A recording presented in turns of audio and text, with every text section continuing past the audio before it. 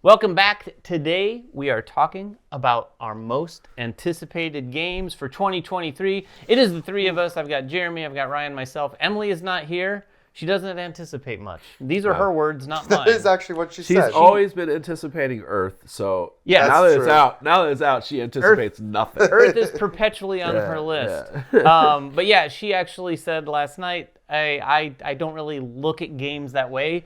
Someone says, hey, I've got a game, you want to play it? She's like, okay, I'll try it.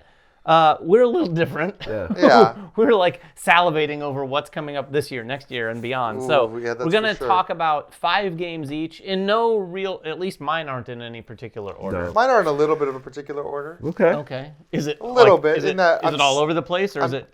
I'm saving my most anticipated for last. The rest of them are kind of. You know. I don't know that I have a single most anticipated. So I definitely do. I don't, because now the games that I've been waiting for years are finally coming together, and it's like all the forces are aligning. I'm like, oh my god, this is too much. Yeah, I think that's worth mentioning too. Is like these are games that we're confident are coming out this year. They might have been Kickstarters launched in previous years. Somewhat confident. Retail releases. Maybe we'll talk about our most excited Kickstarters or crowdfunding campaigns in another video, but we're not going to talk about those. Yeah, today. These are hopefully ones that will see the light of day releasing this year, but we'll caveat that. We thought that in the past, and we've been wrong year after year after year. I'm looking at you, know. Dead Reckoning, Black Angel, and Gollum. Yeah. Black Angel 2 was one that Gollum was a for big long one time. for year after year. But anyway, let's get right to Yeah. it. We're going to start with Ryan, if he's ready, I'm ready. and we're going to go through our most anticipated games. All right, mine, first one I want to talk about is Solar 175. This is from Cogito Ergo Meeple. They've done like the Philosophia games in the past. This was a big departure for them. And honestly, I was like, okay, this is a huge, sprawling sci-fi epic Euro with a campaign. And I really wasn't sure how it was going to be. I got to do a preview for it. I got to play through a couple of the scenarios and absolutely fell in love with it. He did. Yeah, I mean, I did. I like brought David. I was like, any game where you open it up and it's just filled with boxes, and these, and you're like, okay, That's all you got to do for Ryan. that's Just all you put a gotta bunch do: of boxes and in there. envelopes and things that say "Do not open until," because this does have a campaign. It's this big sci-fi world, and it's a sprawling map, and you're doing all of the stuff that you'd expect to do in a sci-fi Euro game. But then there's like voting. You can affect the government. You can affect some of the things that are happening in the game, and as you're playing through the campaign, you're opening these boxes, and I did peek at a few. Oh this my is like, god, you spoiled. I'm not. It No, was none so of, Most anticipated. anticipated that you opened the Cracker Jack box. So I wanted to know, for my own personal, is this a thing where you're just like opening it up and it's like, oh, here's some new cards? Yeah. No, some of these things were like, Don't spoil No, it. don't I'm not spoil gonna. Some of these things drastically were changing the events of the game. I'll just say that. No, I'm not going to The spoil what it last was. envelope said, I didn't go that far. But Whole new race, Ryan. I'm super excited to actually play through that entire campaign. I just had a prototype, although it was a really good one. I really want that final copy of the game and to play through that story. It just seems like the epic sci-fi game that I'm been looking for. all right. Well, I will go next. I have, like I said, not in any particular order. And since Jeremy already mentioned it, I'm going to get it right off my chest. And that is Earth. Oh wow! Oh wow! Even It's though almost like Emily's here. it is almost like Emily's here. This is actually coming out this year. And while it's been on some of our lists, thankful to Emily, over the last year and a half or so, this is absolutely one of my most anticipated. We had some playtime with this. A lot of us fell in love with it. I really like it. I think Emily probably takes the cake in that category, but this game does everything that I want a game to do. Yeah, It's the right weight. It has so many juicy combos that just fire off and you run your whole machine. A lot of fun. Really clean looking game too. I don't usually like photography in games. No, but this is worth but it. it works Yeah, this here. is one. So yeah, Earth, and it should be coming out very soon in the next, the first quarter or so, first half of the year. Not to mention that now that we've seen what the final components look like, they're beautiful components. Oh yeah, they really did a good job of evolving those over the course of the campaign and beyond, where they were like changing the canopies for the trees and everything like that, so they work really nicely. So yeah, Earth. That's my first most anticipated game. Interesting. Yeah, I love that game. I absolutely love it. My first game is a game that I did a live play for, and it was absolutely hilarious because I was so stressed out that I was losing, and I forgot to do a whole enemy turn. Oh no. So I like cheated. I was like, why am I doing well? Is that all one of a those sudden? solo cheats That that was you one talk of those. about? It was a solo mulligan, and it was hilarious because the publisher comes in the chat. He's like, "Dude, you just skipped the whole entire." I was like, "That's why I'm doing well." All of a sudden, I was dying. It's called Tidal Blades 2. There's an enemy phase? Yeah. So Tidal kidding. Blades 2, Rise of the Unfolders. That would be hilarious. Like, there's no enemy phase. What are you talking about? It's a campaign version coming off the story of Tidal Blades. You are these Tidal Blades, and after that tournament, actually something happens, and you are going through these quests. And one thing that I really loved about it right away was not that it's just a dungeon crawler, but it's got this cool book that becomes a thing, almost like one of the what's his name, Jerry Hawthorne games, where they have the books and stuff like that. But I really loved how it opens up. Like there's actually books that go on top of books to make maps, open right? up. Well, and yeah, they there's make multiple maps. books that you can arrange. And I also just like the way the characters progress, and also how the story progresses as you finish certain parts of it. But that system where you have these cards that activate, the 3x3 grid, where the cards activate and you're trying to like match up the ways you want to use them. It's just a really fun system that never gets old, and how they use your shells and stuff like that. It just the other reserve system and how you use your shells. There's a lot of really good ideas in that game, and it's already cleaner than maybe your experience would be with Tidal Blades, which very different people game, have, though. but it's a very different game, and I think now you see where the system and the world pays off, because now you understand the story. And it's very hard to like take a Euro game and like say, hey, like there's a bigger world here, there's a story. It's like, no, I'm just playing the Euro game. Like I don't really get it. And now you have their RPG, which I'm not going to play, but the story of those characters and what's going on in the world, now it's paying off, and you're going through that world. Yeah, that game really started with the world. Yeah. Right. Like, Right, and it really leaded about. to the world. I'm like, why do I even need to care about this? Now I know why. Well, when I was playing Tidal Blades, and I got to play a little bit of Tidal Blades too, and already from that little bit I played, they just give those characters so much flavor, and they give them motivations and story. It's really neat. And you can get like battle scars and all. Like there's like your own development as a character. It's a really interesting game, so I'm very excited about that. Cool.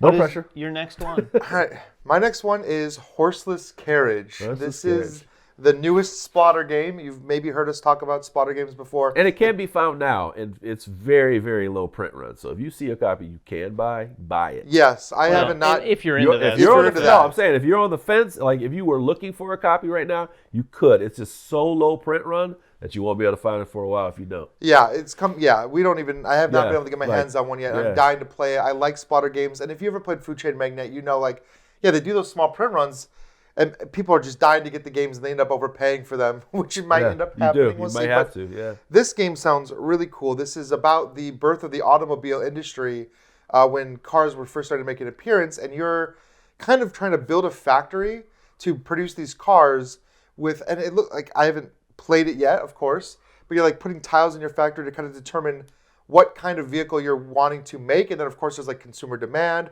There's like features that you might have in your car that people want, and there's a whole like marketing of your car element to it. And it all takes place like not modern times, but literally like at the birth of cars. So these are like what they call horseless carriages. There like, you go. You know, it's in the name. it's right in the name. So it's a very, I very finally cool. put that together. It's a very cool theme. And it'll be really hard. It's going to be one of those hard, heavy, intense games for sure. I don't have anything to add to this. Splatters are not ever going to be a game that I'm like, oh, I can't wait for this next Splatter game. I decided it was going to be my first Splatter, and then I like freaked out, and I was like, I don't know. There are a lot. But I decided that this one was the one. Oh, this will be the first? This will be the one, and then I just was like, it was in my cart, and I was just like, so I don't know. This is probably one of those try before I buys. Usually I'm pretty much a blind buy guy, but this one was a try. If Ryan gets it, I guess I'll try it. I mean, I'm ready. I'm ready for Maybe. it. So I'm very much anticipating it. All right, my next one is one. If you watch the channel, you've seen us already talk about it. We have coverage on it.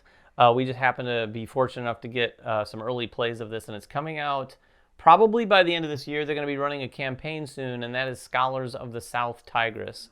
I bring this up. I wouldn't typically bring something up that we just had content on, but I like this game so much and what it's doing, and this is one of the heavier games from Garphill that I was surprised to see how much I enjoyed the weight of it.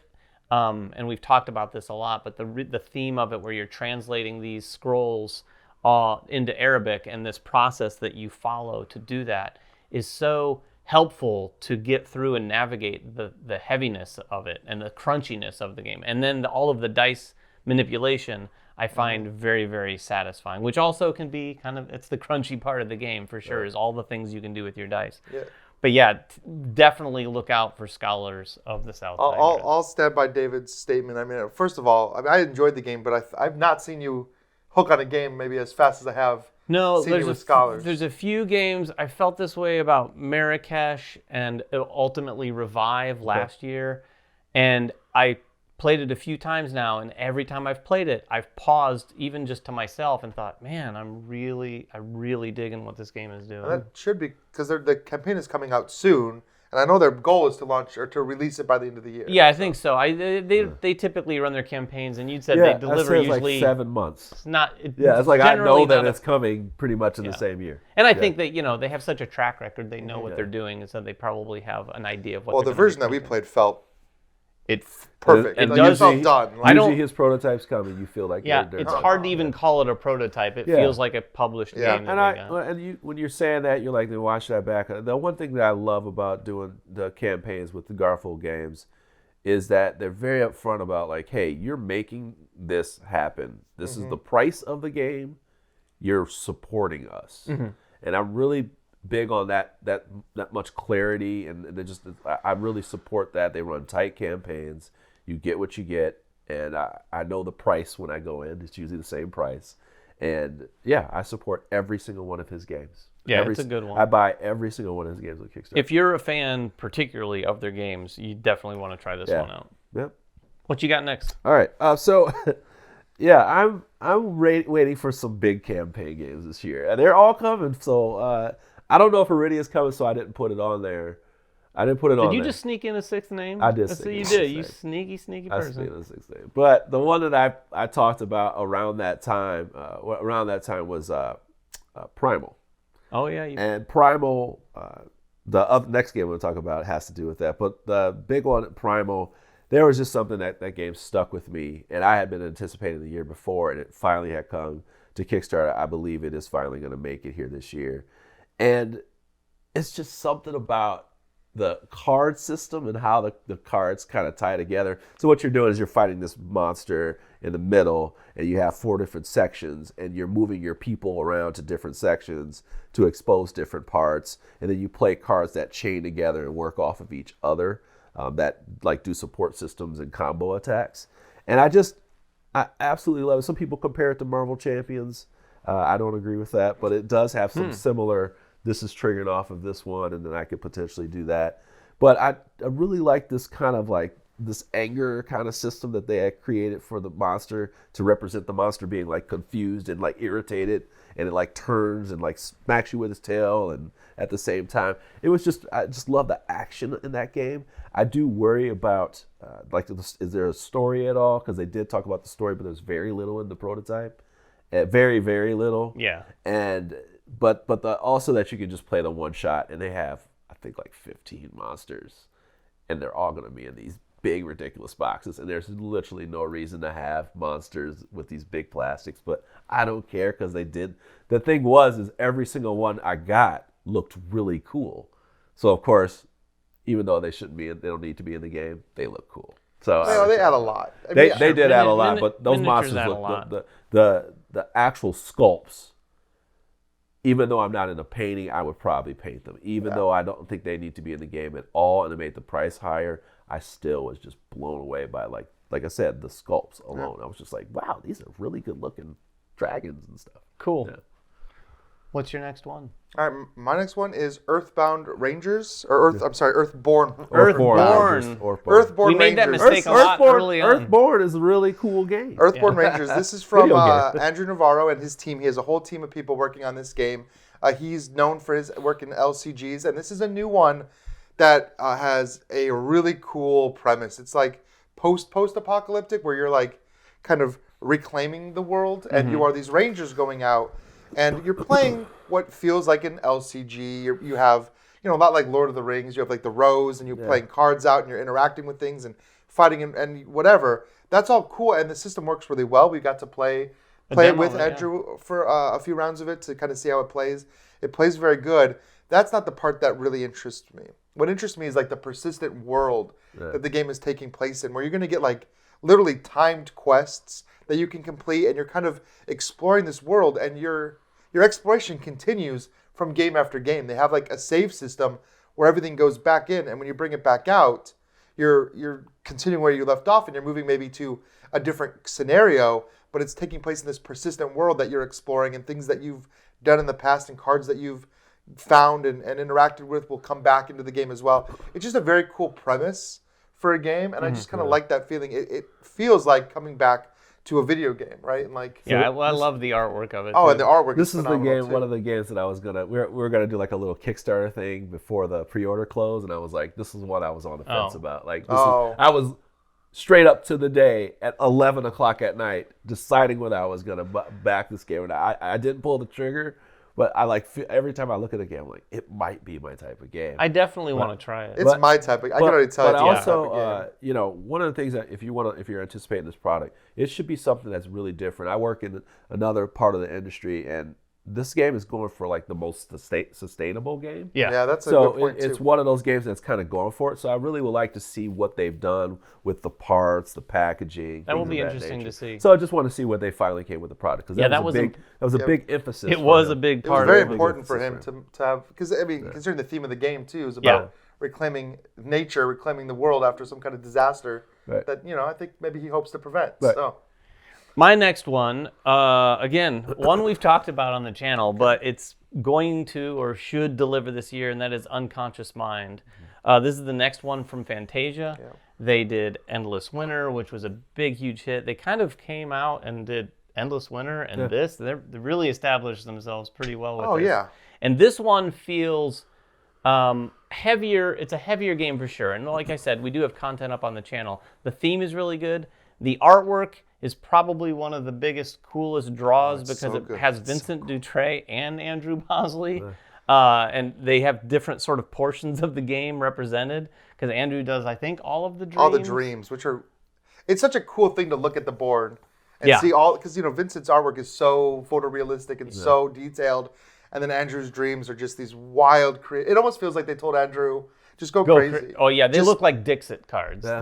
The dream cards look really wild and weird, and but the game is really cool. The theme is really nice, and it is a heavy, pretty crunchy game for sure. It is. It's probably heavier than what I typically like, but man, it is really interesting. You're seeing patience and basically helping people through their dreams, and sort of like getting rid of these transparent cards that lay on top of them, like malaise cards, that represent their things that they're needing to deal with.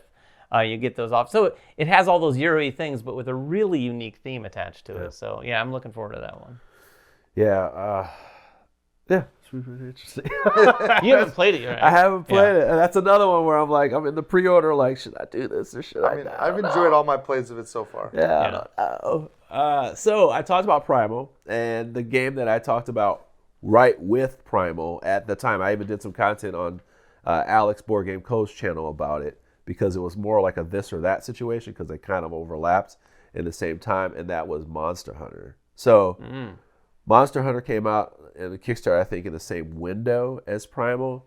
And what I like about Monster Hunter was now this is like running around a board in an environment. And there's a lot of positioning and how you get to this monster. But this monster has like these little hit locations that are on there. And you're trying to like break those. So you're trying to like attack and break those. Now, I don't know if you play Monster Hunter video game. This is very much a positioning game, very much a body part type game. But I also like your little card system that you have. I believe it's like 3 cards. And that's another little thing. It's like a stance thing that was working in that game. So that really impacted me. Steamforged games, they can be up and down for me. But this one was the one where I was like, this is just a flat out good game. They have the bare bones of what that game was very interesting to me. And like I said, with Primal at the same time, I was like, I kind of want both. And that was the key. And that's what you did. Yeah. That's what I'm anticipating. I can't imagine you not backing games like those. Right, that seems like right up your alley. Like almost any game like those. Yeah. I just can't imagine it. I want both.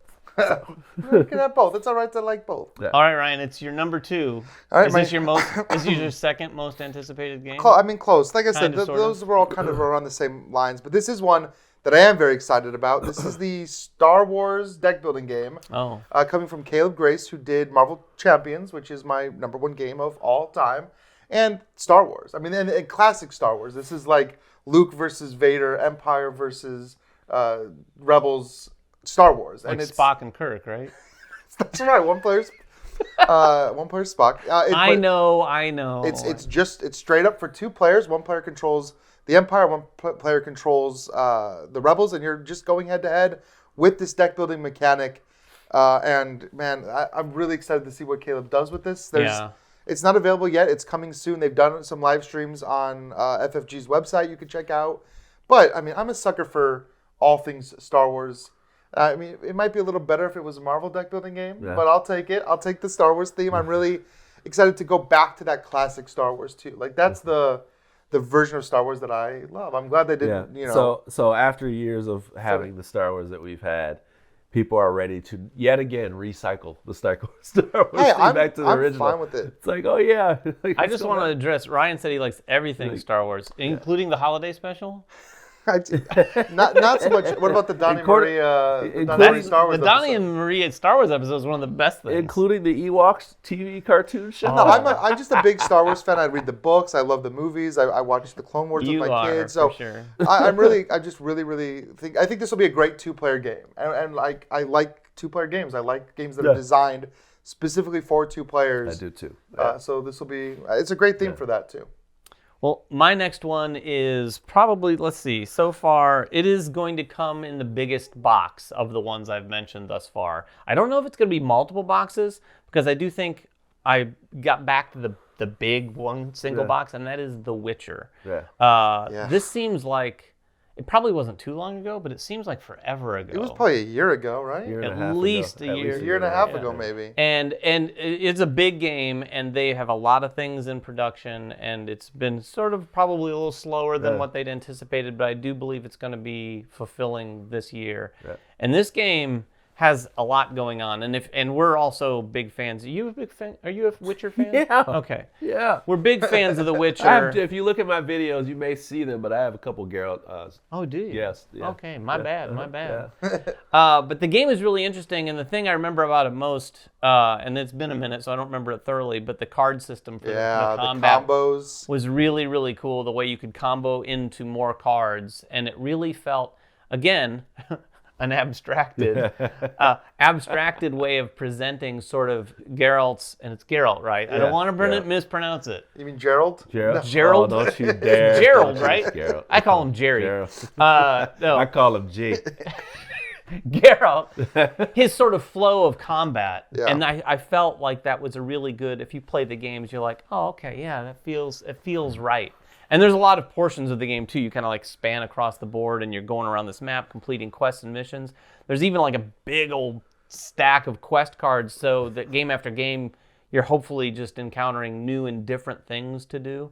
But yeah, I can't wait for that. And the miniatures are amazing. Well, that's what I like about the game, because when they first announced it, I was thinking, okay, this is going to be like Monster Hunter or Primal, like another one where it's just you're fighting a monster. And it was like, okay, that's cool. But what they actually ultimately did by giving you the whole world and making effectively a sandbox game where you're not just hunting monsters, you're also just helping people out, or you're just training, or you're going on a quest to discover some mythical weapon or artifact. It felt like the video game that way, because the video game has such good side quests. Yeah. Oftentimes they're better than the main story, and I felt like this embodied that concept as well. And also, like, they gave you a bunch of different Witchers to play with that were all good, so it's not like, oh, one player's draw and everybody else is a little side character. Yeah. And it's not even cooperative. Like, you're getting points for being the first to kill these monsters and stuff. So I think that they really did a great job in respecting the IP. Yeah. Making it feel fun to play. But also, even if that game was not The Witcher, it was just a fun game. Yeah, I really enjoyed it. I'm looking forward to that one. I hope it comes sooner rather than later. Yeah, me too. It's another one. I was on the fence. Were you? Yeah. I'm not. I when I go in, I go in. But wait, you have 2 Geralt statues, and you were on the fence. I gotta check and see if I did back it or not. You might have. I might have. Yeah, I might have. I might have sort of probably did. So I'm not only looking for Kickstarter games, folks.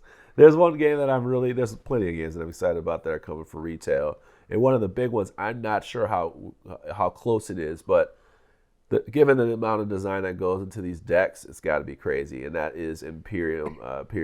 It's called Imperium New Horizons. So this is Imperium Classics, Imperium. I can't remember the name, but they're all different card decks for Legends. Yeah, Legends, and they're all these different card decks.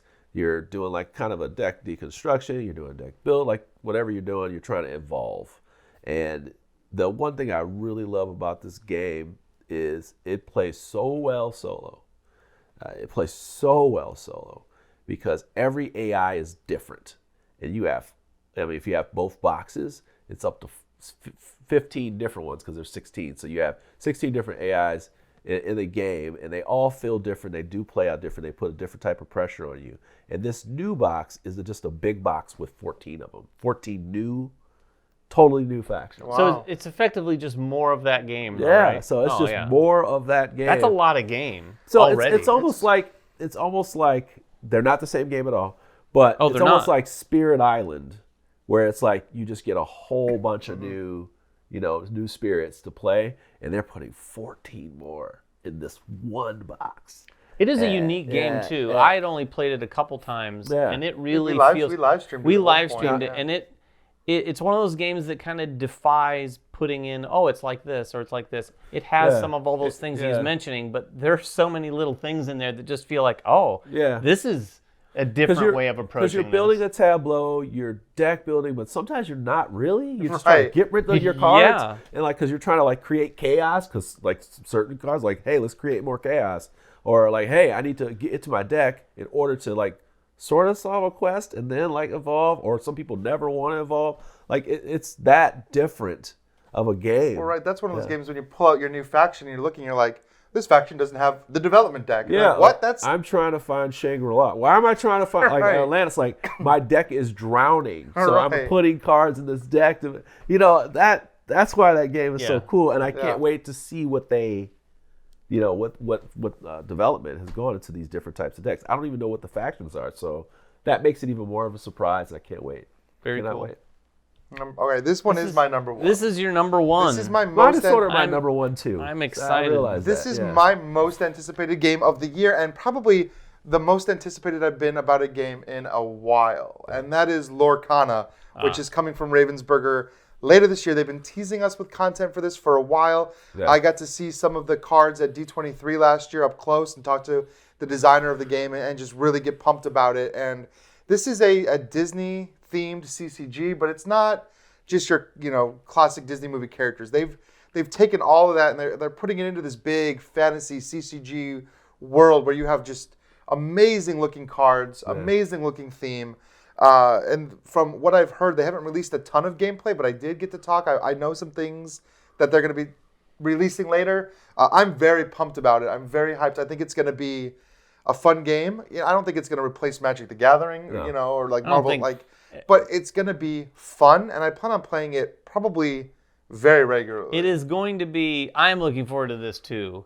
I don't know much about it, but I'm looking forward to it from a standpoint of I am anticipating what kind of impact this is going to have, because there's a lot of people in the industry like yourself who are thinking, oh wow, this is going to be the next big thing. Like you said, probably not eclipsing Magic. But everyone seems to be talking about this thing. And I will say the artwork alone is enough for me to want to look at it, because the artwork is gorgeous in this thing. Phenomenal. So my son goes to a Pokemon store. It's a store where they play Pokemon in tournaments and stuff like that. And she didn't even know what the game was. So really? I wonder about who gauges what these things are. And she has different ones, different CCGs and stuff like that. She's like, this one's actually very popular, just nobody plays it here. This one here is very popular, And I wonder, will this game have that kind of impact? Because this is also a place where younger people play, and they have a day for older people. So you never know how these things hit, and even when they don't hit like you think they do, they're hits. They're just not as big as the big ones. So I'm personally really excited about this because it may be something I can play with my son, and there may be a couple people with decks that are at conventions to play. But I usually don't. I don't care how big it gets. I just want to know when I get a deck and I'm trying to put my effort into it that it does continue. Yeah. And that's the key. With somebody as big as Disney and whatnot, I wonder, do they pump money into it and then they kind of die off of it very quick, or are they going to continue on it? Because then if I don't feel that way, I won't go past the starter deck. It's generally one of those two things. Yeah. These types of big IP things happen. It either goes, and it's very few that do that, or oftentimes they go for a little bit, and then the company stops supporting it completely. Well, this is Ravensburger that's doing it. Like they have had great success with Disney Villainous, and I think this is going to be one. Yeah, like for us in the game industry, people that are huge Disney fans, people that are huge gamers, we know about this because we've seen people talking about it. I don't think it's reached public consciousness. I don't think so either. Maybe some people watching this video, this is the first time you've heard of it. Maybe. I think the real draw for this game is going to be when you're out at Target and you see, oh, what's this? Right. This crazy cool Disney artwork, 2-player starter pack. Play with your kids. Your kids play with each other. I think that's going to sell. Don't worry, they will make sure you see it. Yes. Right. I'm guessing they have at least a few dollars to put behind I'm them. going to say, don't worry, that end cap at Target that you're walking, it'll be an end cap in the grocery aisle and an end cap by the register and an end cap in the toy section. I'm sure they'll make enough space. Yeah, I hope so. I mean, I really want this to really get some market penetration. I really want it to be like a new Yu-Gi-Oh! Pokemon level kind of game. I love that. Cool. That's a long game, brother. I know, that's a big ask. That's a long game. My last game is not going to have an end cap at Target, probably. But I am anticipating it very, very much. And we had a chance to play this also quite some time ago. And it is Divinous. This is from Lucky Duck. That was so much fun. Tile placement, legacy game. And what I found so fascinating about this is it was this sort of like legacy game that had that classic Lucky Duck digital element where, really interactive digital content with the app. But also we were applying stickers to dice, stickers to tiles. And the tiles, the game itself was a pretty straightforward, although very satisfying, the way you were like drafting these tiles with like dice placement. Mechanics that I'd never seen done in most legacy games aren't like games. Yeah. And when I played Divinous, I thought, oh, you know what this reminds me of? Kind of a My City level type of an experience. Okay. Because it, too, was applying stickers and changing things that you were effectively putting, not tiles down.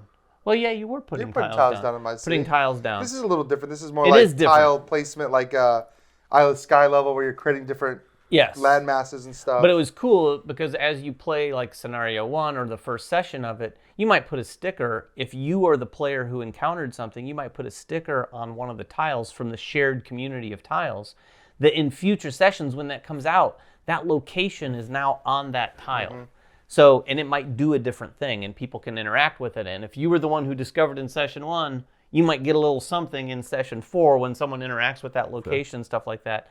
I really dug this game, and I cannot wait for it to deliver this year. I assume it is going to deliver. It's supposed to, and we only had a sample, but that was one game where we played through all that we had, and I was like, "Oh, that's all they sent us? Like, where's the rest? I wanted to play. It's a prototype. Yeah, I actually played through it a couple times. Like, he wants it all. I played through it with Alicia without applying the stickers because we needed to play it for content as well. But we enjoyed it that much. So Divinous. I was just telling Dave before I was trying to get into it, and I just wasn't sure. And maybe it's just because it's such a try before I buy type game. And that's the thing. It may just be a try before I buy because I kept looking at the game, I watched the full playthrough you guys had, watched it half again. And I was like, there's just something I'm missing. So it's one of those games. Maybe it's just one of those try before you buy. Oh, yeah, we could definitely. But I'm glad that you actually are anticipating it because it lets me know, okay, it really was that good. Which is what you watch content for, right? To see if it's something, and people, if they're truly enjoying it, he says it's still on his anticipated list.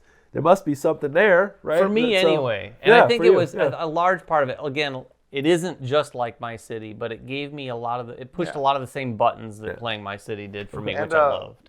Just a little side note, if you do go back and watch our Divinous video, Emily's first appearance on the channel. Emily's first appearance, maybe not the best audio in that video, but Emily's first appearance. Those are the things I remember. It was like, I remember that video. That's what keeps David up at night. The audio quite wasn't where I wanted it. But anyway, go check that out. So, the most anticipated Oh, it is your most? Because I don't know if Iridia is coming. Okay. Iridia would be sneaking it in again. I mean, Iridia is now would be approaching almost 5 years, and I've been waiting for that. Yeah, 4 or 5 years. It's because I was there for the initial idea, so I know it's like a lot of work is going into that game, but I can't express enough how much I want this experience to happen. And it's been a long time since they even said pencils down. It's been a long time since the campaign funded. It's been so many updates, love, hate. I took her back, and now I think we're going to be together forever. And that is the Kingdom Death Monster Gambler's Chest. Oh, whoa. I know you're a big Kingdom Death Monster fan in general, right? I don't know anything about this. Since 2017 or 18, we have been waiting for this game to finally happen. And it is this year? It is this year, sometime in like May or June. And the box just alone is bigger than the base box of the game. There is a lot of ambition in there. There's a lot of ideas in there that have formulated. And I can't express much how much I love that game, but to know how much theme and darkness and attention has been given to that product. I think you get emotional thinking about it. Look at that. Man. I mean, like, you want that, like, this is what if you haven't watched our content, it is, I would say it was like the top 5 or 6 game. Yeah. And what I would say is, to this day, it's the most thematic game you'll ever play. It is, you're dark, you're in this world, there's no hope, there's, the things that you see are horrors that are a threat to your society that you're building. And when you're building, you're learning, but even you're kind of savage. You don't necessarily get an idea of what your people are like, but they're evolving. So not an abstract game. But with not an abstract game. So to see where this Gambler's Chest is going, more new campaign stuff, more things to paint. People want to paint more than ever, but more than it's in the base box. It's just absolutely so ambitious, and I don't even think the designer knew. Even though they had all this money, like what he was getting himself into, that team was getting themselves into. I don't think anyone back then could have possibly known. What I think they saw. There was just like all this stuff that was going into the Gambler's Chest, and we're like, oh my god! Wait, so, and then the price was there, and then you thought like to yourself, like, how is somebody going to design all this stuff and like balance it and whatever? And now it's like 4 or 5 years down the line, people get calm. I'm like, no, that's actually the truth of design and development. It takes a while to make sure all that balances, and it balances with the base box that had a base box, 12 extra bosses.